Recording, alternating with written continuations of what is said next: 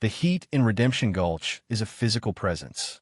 It beats down from a mercilessly white sky, baking the dust of the main street into a fine, choking powder that coats everything. The warped planks of the saloon, the peeling paint on the general store, and the silent, exhausted woman standing on a hastily erected platform in the center of it all. Her name is Alara, though no one here has bothered to ask for it. To them, she is merely the afternoon's grim spectacle, the pregnant bride. The auctioneer, a man named Silas Croft whose sweat-stained shirt clings to his portly frame, is losing his patience. His voice, usually a booming instrument of commerce when selling livestock or forfeited claims, is tinny and laced with irritation. Come now, gentlemen, a bargain to be had. Strong back, willing hands, and an heir already on the way. What more could a man ask for? A smattering of cruel laughter ripples through the small crowd of miners, drifters, and a few self-righteous townswomen who watch from the shade of the mercantile porch, their faces pinched with disapproval. Alara keeps her gaze fixed on a loose board at her feet, feeling the burn of their stares like a brand. Her hands are clasped over the gentle swell of her belly, a protective, futile gesture. She is 19 years old, and her world has shrunk to this 4-foot square of splintered wood. "I'll give you a penny for her," a grizzled miner calls out, spitting a stream of tobacco juice near the platform. "A penny for the trouble she's carrying." More laughter. Croft's face purples. "A penny?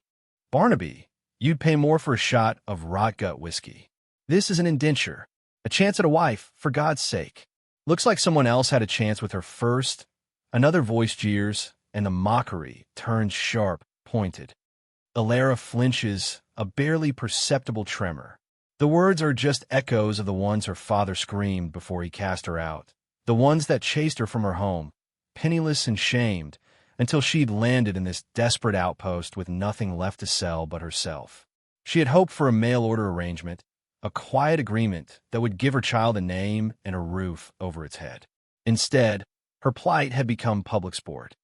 "2 pennies," Barnaby shouts, enjoying his role as tormentor. Final offer. Croft looks ready to spit. He'd paid the girl's boarding house bill, expecting to turn a tidy profit. Now, he was facing humiliation. He looks at Alara, his eyes devoid of pity, only seeing a failed investment.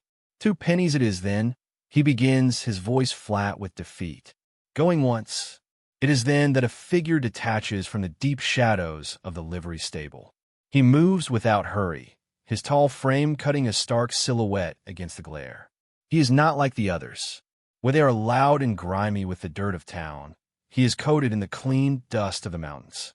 His face is weathered by sun and wind, etched with lines that speak of solitude and hardship, not malice. A thick, untrimmed beard hides his mouth, but his eyes, the color of a stormy sky, are fixed on the platform. On her. He stops before the auctioneer's block, and the crowd falls silent, sensing a shift in the air. This is a man they recognize, but do not know. A prospector who keeps to the high claims, appearing only a few times a year for supplies before vanishing back into the wilderness. He carries the quiet intensity of the mountains with him. He says nothing. He simply reaches into a worn leather satchel at his hip, a bag that looks like it holds nothing more than jerky and a whetstone. But what he pulls out is not a coin. It is a heavy leather pouch, softened with age and use. With a deliberate movement, he unties the drawstring and upends it. A river of gold pours onto the dusty auction block. It is not dust, not fine flakes. It is a cascade of nuggets, pitted, water-worn, and gleaming with a dull, heavy richness that silences every scoffer in the square.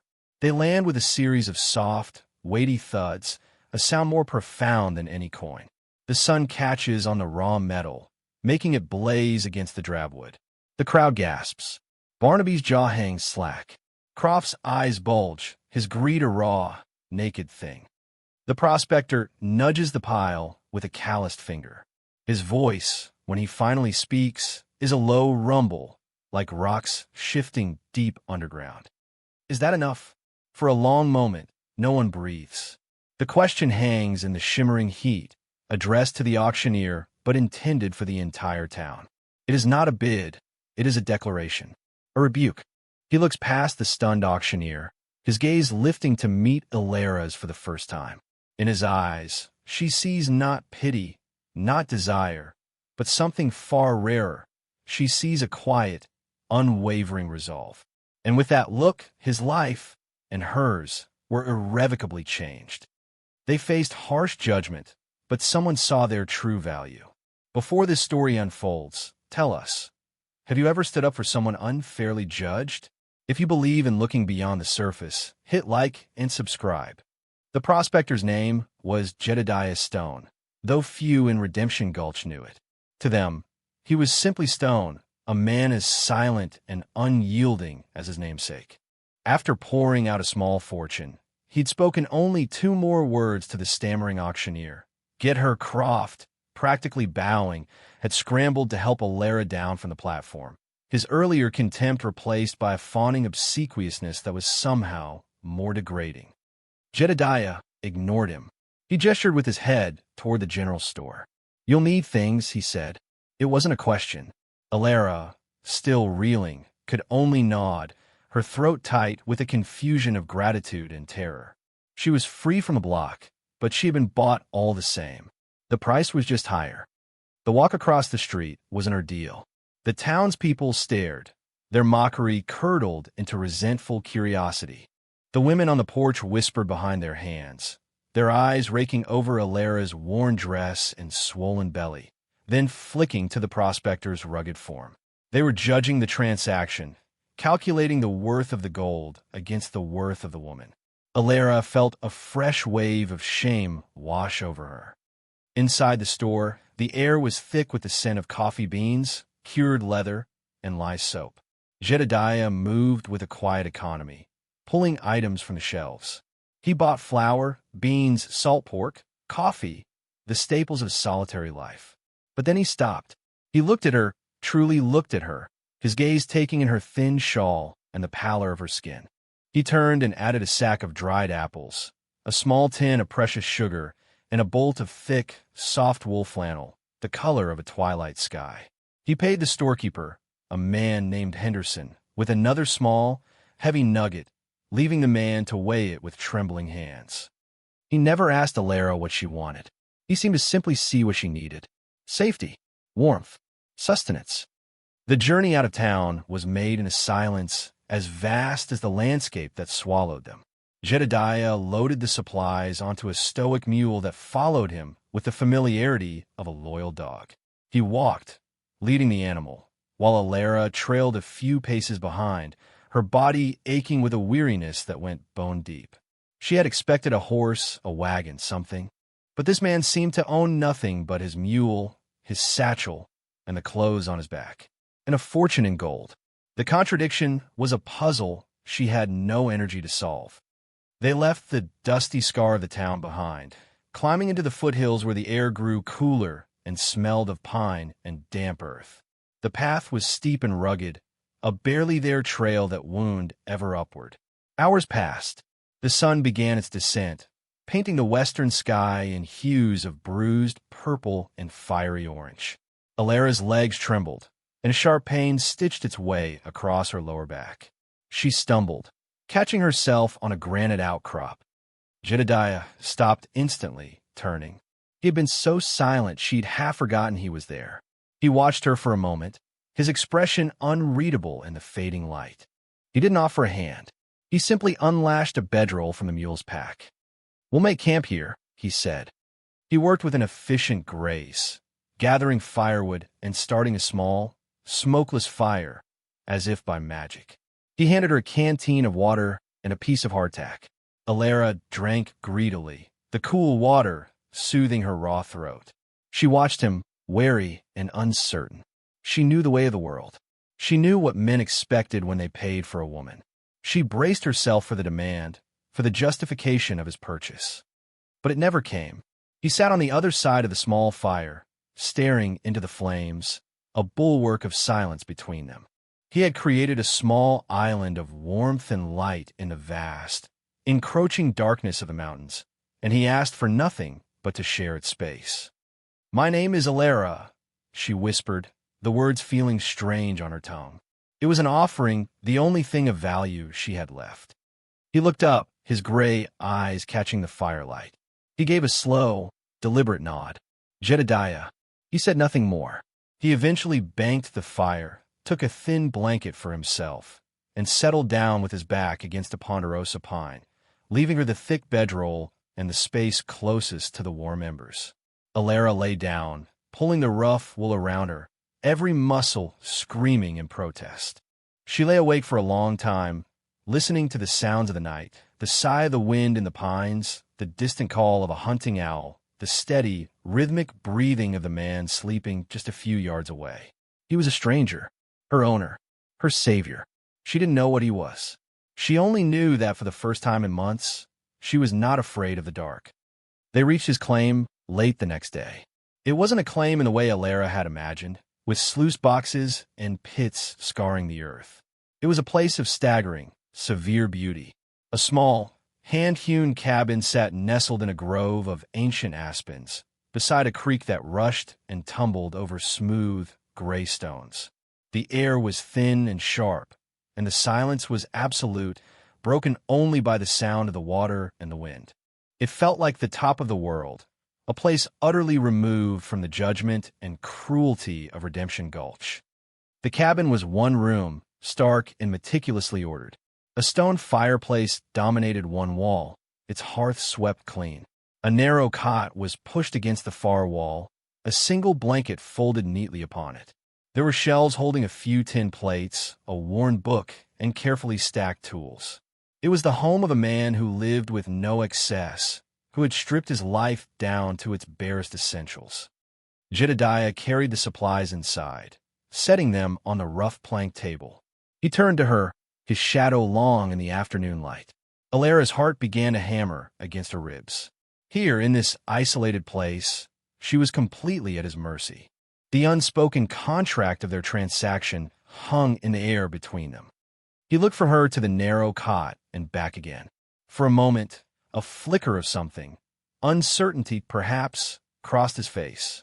Then he moved to the cot, picked up the folded blanket, and brought it over to a spot on the floor near the hearth. "The bed is yours," he said, his voice quiet but firm. He didn't look at her as he said it. He was busy arranging the blanket on the floorboards. "You and the child need the rest." Alara stood frozen, unable to process his words. She had prepared for a demand, an order, an assertion of his rights. She had not prepared for this quiet, profound act of decency. He finally looked up at her, sensing her stillness. "You're safe here, Alara," he said, and the way he spoke her name made it sound like a promise. "No one will bother you. Rest." With that, he turned and went back outside, leaving her alone in the sudden, overwhelming quiet of the cabin. She sank onto the edge of the cot, the straw-filled mattress sighing under her weight. The tension she had carried for months, a hard, brittle knot in her chest, began to unravel.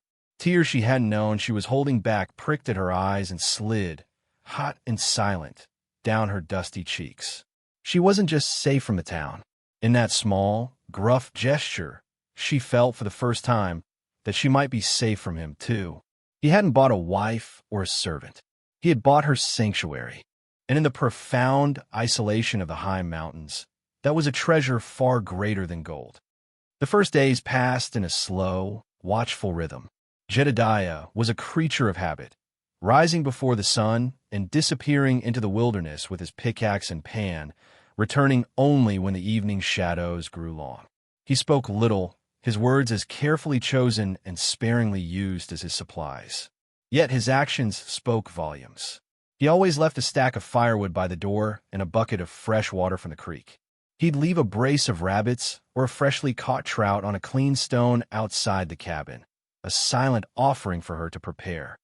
Alara, in turn, found purpose in the small domestic tasks that made the cabin less of a shelter and more of a home. She swept the floor, washed their few dishes, and learned the quirks of the stone fireplace. She baked bread that was dense and misshapen at first, but gradually became light and fragrant. She took the bolt of flannel he had bought and began to sew, not for herself, but for the baby, Small shirts, a sleeping gown, a soft receiving blanket. Each stitch was a prayer, a quiet act of hope in a future she was beginning to dare to imagine. They lived around each other, two solitary planets orbiting the same small sun of the cabin. The silence between them was not awkward, but companionable. It was a silence born of respect for each other's solitude. She learned the sound of his footsteps on the path, the rhythm of his axe splitting wood, the low hum that sometimes escaped him when he was mending a tool by the firelight. He, in turn, seemed to notice the small changes she brought to his world.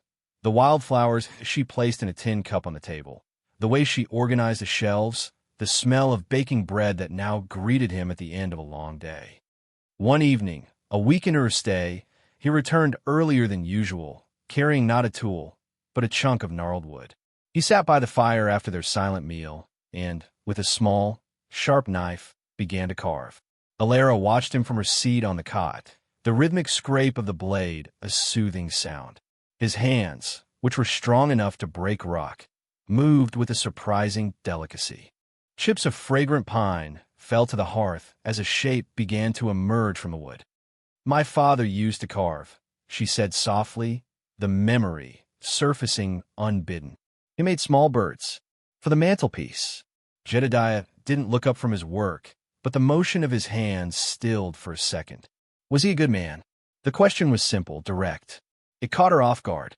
She thought of her father's booming laugh before it had turned to rage, of the way he'd lifted her onto his shoulders as a child before his eyes had filled with shame. He was, she said, her voice barely a whisper, until he wasn't.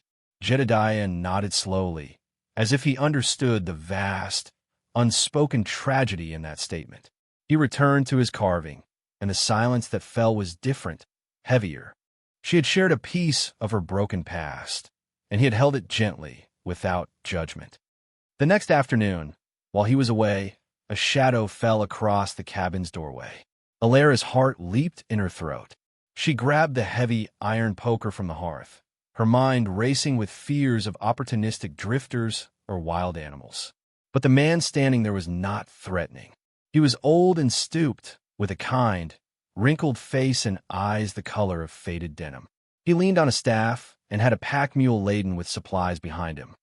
"Begging your pardon, ma'am," he said, his voice raspy. "Just wondering if Jed is about. Name's Silas. I'll bring his supplies up from time to time. Saves him the trip." Relief washed over Alara. "He's out. He's prospecting." The old man's eyes crinkled at the corners as he smiled. He looked past her, into the cabin. He saw the tidy shelves, the neatly made cot, the small pile of baby clothes on the table. His gaze was curious but not unkind. "Well, I'll be," he murmured, more to himself than to her. "Heard some talk in town. Pay no mind. Folks in Redemption Gulch would complain if you hung him with a new rope." He looked back at Alara, his eyes softening. "Jedediah Stone is a good man, miss. Quiet as a tombstone, but solid as the mountain. You're safe with him." The old man's simple validation was a balm to her anxious soul. She helped him unload the supplies Jedediah, a must-have arranged for weeks ago. More flour, beans, and this time, a small wheel of cheese and a jar of honey. Before he left, the old man, Silas, paused. "Heard what he paid for you," he said gently, his gaze not on her belly, but on her face. "Don't you let that sit wrong with you. A man like Jed, he don't buy things. He protects them." The words lingered long after the old prospector had disappeared down the trail. "He protects them." It shifted her understanding of the transaction. Maybe the gold hadn't been a price tag. Maybe it had been a shield. That evening, as Jedediah sat carving by the fire, Alara felt a flutter deep within her womb. It was not the first time, but it was the strongest yet, a definite, insistent kick. A small gasp escaped her lips. Jedediah looked up, his face questioning in the flickering light. "The baby," she said, a slow smile spreading across her face, the first genuine smile she'd felt in months. "The baby is kicking." He watched her, his expression unreadable. She thought he would just nod and return to his work. But instead, he put down his carving and his knife. He hesitated for a long moment, then rose and crossed the small space between them. He stood before her, a mountain of a man, looking uncertain for the first time since she'd met him. "May I?" he asked, his voice rough. She knew what he was asking. She nodded, her heart thumping a slow, heavy rhythm. Very slowly, as if approaching a frightened fawn, he knelt before her. He raised his large, calloused hand and gently, tentatively, laid it flat against the curve of her belly. His hand was warm and heavy, a grounding presence. For a long moment, there was nothing. Then, the baby kicked again, a sharp, surprising jab right against his palm. Jedediah's breath hitched. His eyes, wide and full of a startling vulnerability, met hers over the swell of her stomach. In that shared moment of wonder, feeling the new life that pulsed between them, the last of Alara's fear dissolved. He was not her owner, not her master. He was the man who had laid his hand over her child, and in his touch, she felt the promise of a father. He held his hand there for a long time, long after the baby had stilled, and when he finally drew it away, the space between them was no longer empty. It was filled with a fragile, unspoken, and deeply precious hope. The late autumn rains gave way to the first snows, blanketing the high country in a pristine silence. The world shrank to the dimensions of the cabin, the creek, and the snow-laden pines. The isolation, which might have been a prison, instead became a sanctuary. The forced proximity of the winter months wore away the last of their mutual reticence, replacing it with a quiet intimacy built from shared tasks and unspoken understanding.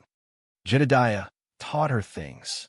He showed her how to read the weather in the clouds that gathered over the highest peaks, how to distinguish the tracks of a deer from those of a wolf in the fresh snow.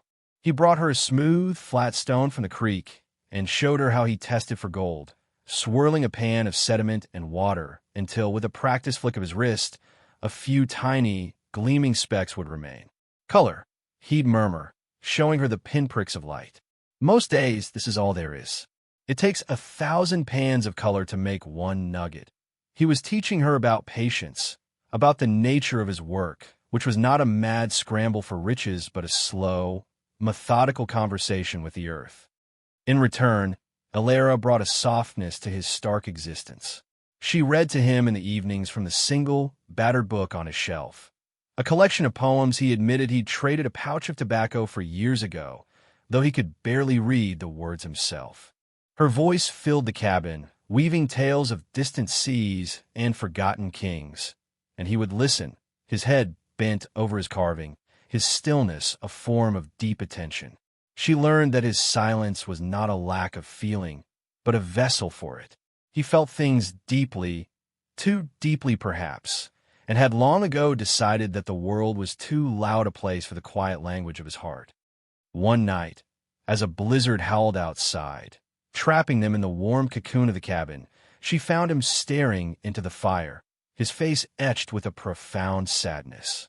The object he had been carving for weeks lay finished on the hearth, a small, exquisitely detailed wooden bird, a near-perfect replica of the ones her father used to make. "You miss them," she said softly. It was not a question. He didn't pretend to misunderstand. He ran a thumb over the smooth wood of the bird. "My wife, Sarah," he began, his voice thick with disuse, as if he were pulling the words from a deep, cold well. "She loved the bird song in the spring. So it was the world waking up." He paused, swallowing hard. "We had a daughter, Lily. She had her mother's smile."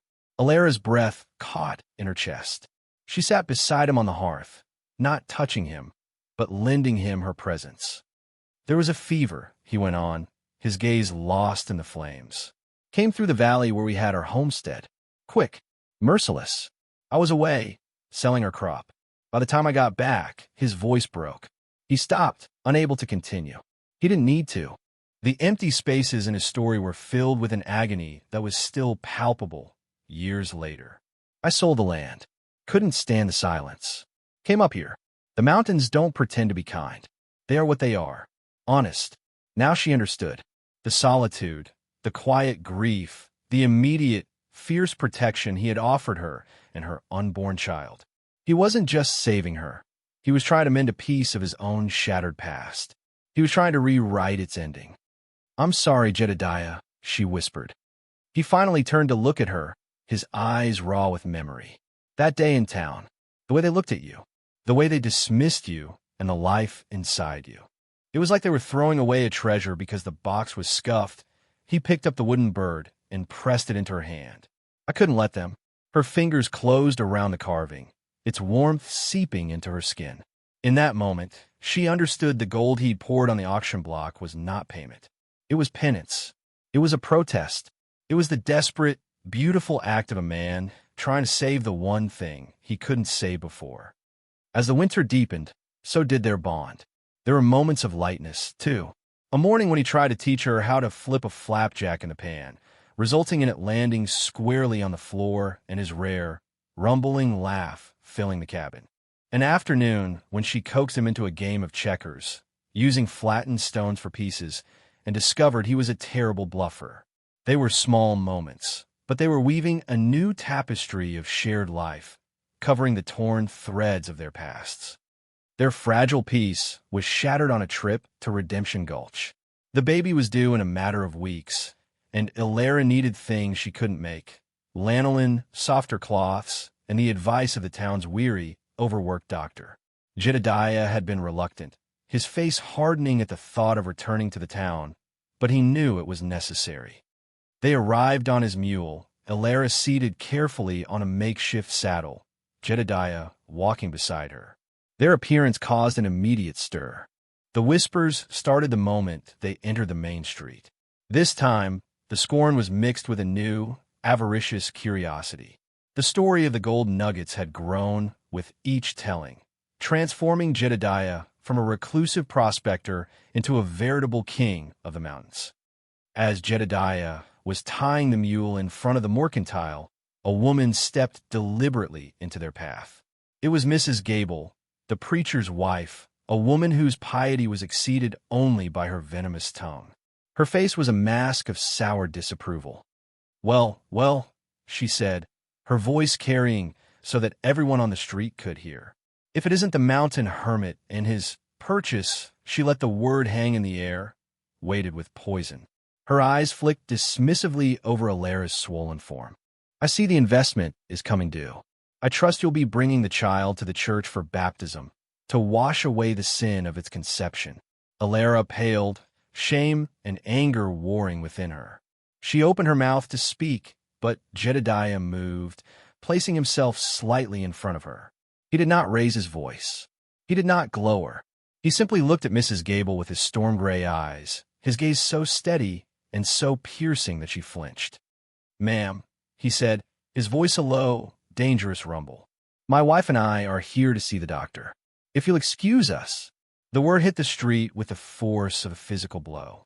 Wife. He had never called her that before. It was a shield, a claim, a public declaration that redefined their entire history. Mrs. Gable's face mottled with fury and astonishment.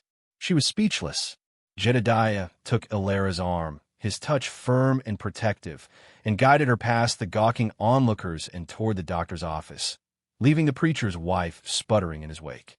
Inside the dusty, herb-scented office, the doctor confirmed that the baby was healthy and the birth was imminent. As they prepared to leave, Jedediah paused at the counter. "Doc," he said, pulling another small nugget from his pouch, "I'll need you on call. I'll pay you double your usual fee to ride up to my claim when the time comes, no matter the weather." The doctor's eyes widened at the size of the nugget. "For this, Mr. Stone, I'd ride through hell itself." The journey back to the cabin was quiet. Ilera's mind was reeling. My wife. He had called her his wife. It had been for the benefit of the town, she knew, a way to protect her honor. But the word had settled in her heart, taking root. The life they were living felt more real, more true, than any vow spoken in a church. As they neared the claim, a sense of foreboding began to creep over her. The encounter with Mrs. Gable had been a harsh reminder that the world they had escaped was still there, waiting just beyond the tree-line. Their peace was a fragile bubble. Her fears were realized a week later. Jedediah had gone to check his traps downstream, leaving her alone in the cabin. She was kneading dough when she heard a voice call out from the path. It was not the familiar rasp of old Silas or the low tones of Jedediah. It was a smooth, confident voice that slid over her skin like something cold and unwelcome. "Alara? My darling Alara, are you in there?" The dough fell from her hands. Her blood ran cold. She knew that voice. It was a voice from another lifetime, a voice that had whispered promises in a moonlit barn and then curses when she'd told him of the child. She moved to the window, her heart pounding a frantic rhythm against her ribs. Standing in the clearing, looking at the cabin with an appraising, proprietary air, was Jasper. He was handsomer than she remembered, dressed in a fine city coat and polished boots that were utterly out of place in the wilderness. He looked smug, confident, and utterly predatory. He was not alone. Behind him, looking grim and official, stood the town sheriff. And next to the sheriff, her face alight with vindictive triumph, was Mrs. Gable. Jasper smiled, a brilliant, false smile that didn't reach his eyes. "I've come to take you home, my love," he called out. "I've come to rescue you and our child from this predicament." Alara stared at him, at the lie he was performing for the benefit of the law. He hadn't come to rescue her. He had smelled the gold. The fragile bubble of their sanctuary had just burst. The sheriff, a portly man named Blevins with a weary expression, stepped forward. "Ma'am," he called, his voice uncomfortable but firm. "This man, Jasper Croft, nephew to our own auctioneer, claims he's your husband. Says he's been searching for you for months. We need you to come out and speak with us." Alara's world tilted on its axis. Jasper, the man who had abandoned her without a backward glance, was now claiming her as his own. His timing was too perfect, his story too slick. He must have returned to Redemption Gulch, heard the tale of the prospector's gold from his uncle, and seen his opportunity. He wasn't after her. He was after her child, the child he believed was his ticket to Jedediah's fortune. Mrs. Gable's voice, sharp and righteous, cut through the cold air. "See, Sheriff, the poor girl was abducted, taken by this mountain brute. Jasper is here to restore decency and order. He's her rightful husband." Alara's hands flew to her belly, a wave of nausea and terror washing over her. The life she had built with Jedediah, the safety, the quiet respect, it was all about to be torn away by the lie Jasper was spinning. The law, she knew, would side with a husband. An indenture, even one paid in gold, meant nothing against a marriage vow, even a fabricated one. She was trapped. Forcing her legs to move, she opened the cabin door and stepped onto the small porch. She faced them, her back straight, her chin held high, channeling every ounce of the strength she had discovered in these mountains. She would not be the weeping, broken girl they expected. "Jasper," she said, her voice colder than the winter wind, "you are no husband of mine." Jasper's charming facade faltered for a fraction of a second. "Darling, you must be confused," he said, recovering quickly. "The ordeal has been too much for you. I have come to take you and our child home." He emphasized the word "our," a clear, possessive claim for the sheriff's benefit. "This man is a liar, Sheriff," Alara said, her voice ringing with a clarity that surprised even herself. She looked directly at Blevins, ignoring the others. "Is the father of my child. That much is true. But he abandoned me in Willow Creek the moment he learned I was pregnant. He left me destitute. He is here now for one reason, and one reason only. He has heard that the man who took me in is a man of means." Sheriff Blevins's gaze shifted from Alara to Jasper, a flicker of doubt in his eyes. Jasper scoffed, putting on a show of wounded pride. "She's hysterical. Can't you see? This prospector has filled her head with nonsense to keep her here, to keep my child," he blustered. It was then that a sound came from down the trail, the steady, crunching footfalls of someone moving with purpose. Jedediah emerged from the trees, a brace of rabbits slung over his shoulder. He stopped dead, taking in the scene with a swift, assessing glance. Alara on the porch, pale but defiant. The smirking coward, Jasper, the vindictive preacher's wife, and the sheriff, who represented a law that could destroy everything. Jedediah's face became a mask of cold fury. He dropped the rabbits in the snow and walked into the clearing, his presence immediately shifting the balance of power. He didn't look at Jasper or Mrs. Gable. He walked straight to the porch and stood beside Alara, a silent, unshakable mountain of support. "There's no trouble here, Sheriff," Jedediah said, his voice dangerously low. "I'm afraid there is, Stone," Blevins replied, gesturing to Jasper. "This man claims this woman is his lawfully wedded wife." Jedediah's gaze finally fell upon Jasper, and the contempt in his eyes was so potent that Jasper took an involuntary step back. But he did not have to speak. Alara, emboldened by Jedediah's presence, found her voice again. "He has no claim on me," she stated, her voice trembling slightly, but full of conviction. "This man," she said, turning to look at Jedediah, her heart in her eyes, "this man saved my life. He gave me shelter when I had none. He showed me kindness when the world showed me only cruelty. He treated me with respect, not as property." She turned back to the sheriff, her resolve hardening. "Jasper Croft offered me shame and abandonment. Jedediah Stone offered me a home. By what law, Sheriff, is the first claim stronger than the second?" Her words, simple and true, hung in the air. But Mrs. Gable was not to be swayed by sentiment. "The law of God and man," she shrieked. "A husband's right is paramount. She belongs with him." Suddenly, a sharp, piercing pain shot through Alara's back. She gasped, her hand flying to her abdomen as she swayed on her feet. Jedediah's arm was around her in an instant, holding her steady. "Alara," he asked, his voice rough with alarm. Another contraction seized her, stronger this time, stealing her breath. The stress, the fear, the confrontation it had brought on her labor. Her knees buckled. Jedediah's focus shifted entirely. The world narrowed to Alara and her pain. The sheriff, Jasper, the law, they ceased to exist. His face, which had been a mask of cold anger, was now flooded with a fierce, protective terror. "The baby," he ground out, looking at the sheriff with frantic eyes. "It's coming now. Get them off my land." "Not until this is settled," Jasper shouted, seeing his opportunity slipping away. "She is my wife. The child is my heir." Jedediah ignored him.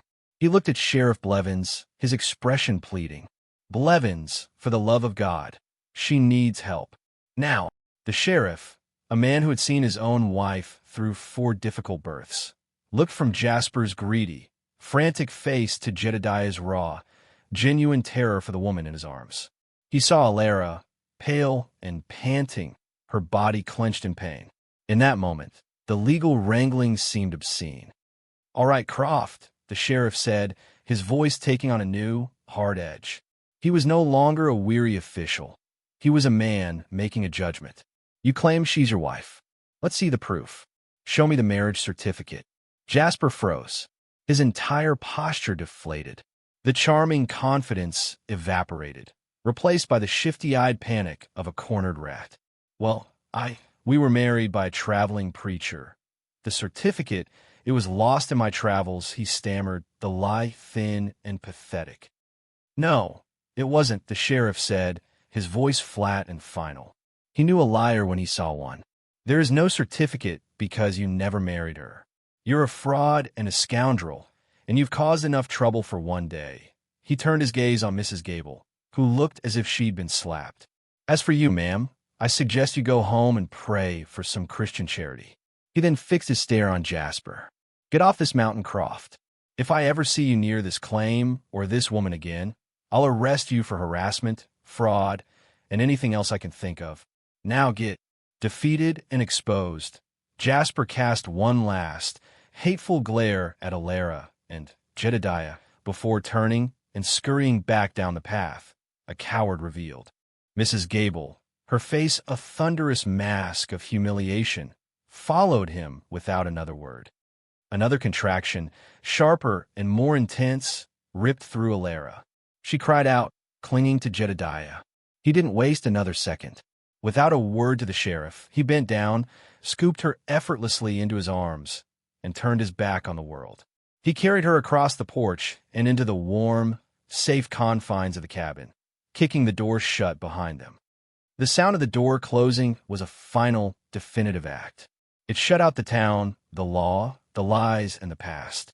Inside, there was only the two of them, the roar of the fire, and the imminent, terrifying, and beautiful arrival of a new life. They had faced down the world together, and they had won. Their true family was about to be born. The hours that followed were a blur of pain, fear, and ferocious love. The world outside, with its snow and its judgments, ceased to exist. There was only the warm, fire-lit space of the cabin, the scent of pine and boiling water, and the primal, overwhelming reality of childbirth. Jedediah, the quiet man of the mountains, became a bastion of unwavering strength. He was no doctor, but his hands were steady, his voice a low, constant murmur of encouragement. He bathed her forehead with cool cloths, held her hands in a grip as solid as granite, and breathed with her through every wave of pain. In him, Alara saw no trace of the awkward stranger who had bought her. She saw a partner, a man whose quiet devotion was more binding than any legal document. He met her cries not with fear, but with a fierce tenderness that gave her strength. He was her anchor in a storm of agony, and she clung to him. Just as the first pale light of dawn crept over the snow-covered peaks, a new sound filled the cabin. It was not the howl of the wind or the crackle of the fire, but the thin, lusty cry of a newborn. A daughter. Jedediah, his face streaked with sweat and tears, carefully cleaned the infant and wrapped her in the soft flannel blanket Alara had sewn. He laid the baby in Alara's arms, and the world settled into a profound, breathless quiet. Alara looked down at the tiny, perfect face of her daughter, at the small, grasping hands and the shock of dark hair. Every hardship, every moment of shame and fear melted away in the overwhelming rush of love for this child. She had fought for this life, and she had won. She looked up at Jedediah, who was watching them, his gray eyes shining with an emotion so raw and powerful it took her breath away. The grief he carried for his first family was still there, she knew, but it was no longer a hollow emptiness. It was now a vessel filled with a new, fierce, and protective love. He had not replaced what he had lost, but he had allowed his heart to live again. He reached out a hesitant finger and gently stroked the baby's cheek. "She's beautiful, Alara," he whispered, his voice thick. "She's perfect." In that moment, lying exhausted but victorious in the bed that he had given her, with her daughter in her arms and this good, strong man by her side, Alara knew she was home. The auction, the pennies, the scorn of the town, they were all ghosts from another life, a life that no longer belonged to her. A few weeks later, the cabin was filled with the gentle rhythms of a new family. The baby, whom they had named Lily Sarah Stone, slept soundly in a cradle that Jedediah had carved from a single, smooth piece of aspen wood. It sat near the hearth, where she could be kept warm. Alara was rocking the cradle with her foot, humming a soft tune as she mended one of Jedediah's shirts. She felt a deep, abiding peace she had never known. She had her daughter, a warm home, and the love of a man who valued her above all the gold in the mountains. The door opened, letting in a swirl of cold, clean air. Jedediah stepped inside, stamping the snow from his boots. He carried not a pickaxe or a pan, but a small, scraggly pine tree, its branches dusted with snow. He set it in a bucket near the window, a splash of green life against the white world outside. He came and stood behind her, placing his large, warm hands on her shoulders. She leaned back against him, the familiar weight and strength of him a comfort she had come to cherish. They looked together at their daughter, sleeping peacefully in her cradle. "Sheriff Blevins rode up yesterday, while you were sleeping," Jedediah said quietly. "Old Silas was with him. Brought more supplies. Said the town's been quiet. Said Mrs. Gable hasn't been seen at the sewing circle in weeks," he paused. "He also brought this." He reached into his pocket and pulled out a folded piece of paper. He handed it to her. It was an official document from the territorial clerk, smelling faintly of ink and authority. On it, in the sheriff's careful script, was a record of marriage between Jedediah Stone and Alara Croft, backdated to the day they had first arrived at the claim. And on another line, a record of birth for Lily Sarah Stone, listing him as the father. Tears welled in Alara's eyes as she read the words. It was more than a legal protection. It was a testament, a public record of the truth their hearts already knew. He watched her, his gaze soft. He had poured out a fortune in gold nuggets that day in Redemption Gulch, an act of shocking, desperate compassion. He thought he was buying a woman out of servitude, offering a shield against the cruelty of the world. But standing here now, in the home she had made, with the family they had forged, he knew the truth. He hadn't bought her freedom. He had bought his own. He had traded cold, dead metal for the immeasurable warmth of a life reborn. He looked from his sleeping daughter to the face of the woman he loved, and in her tear-filled, smiling eyes, Jedediah Stone saw the full, breathtaking gleam of his fortune. Thanks for watching. If you believe in compassion, overcoming prejudice, and finding love in unexpected places, give this story a like and subscribe for more. Her true worth was finally seen. What does true value in a person mean to you? Tell us below.